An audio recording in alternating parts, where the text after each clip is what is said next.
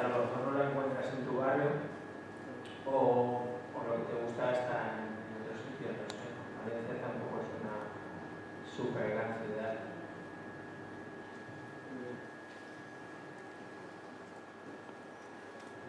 Bueno, aquí hay un choque porque Félix ha sido el profesor de Tai Chi y de Chi Kung de casi 14 años, ¿no? Sí, llevo 20 años. Sí.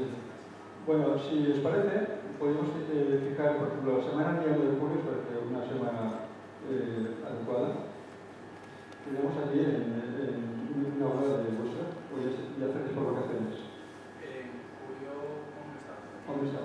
Pues si queréis, como ya conocemos el sitio, podemos quedar en una hora, que no sea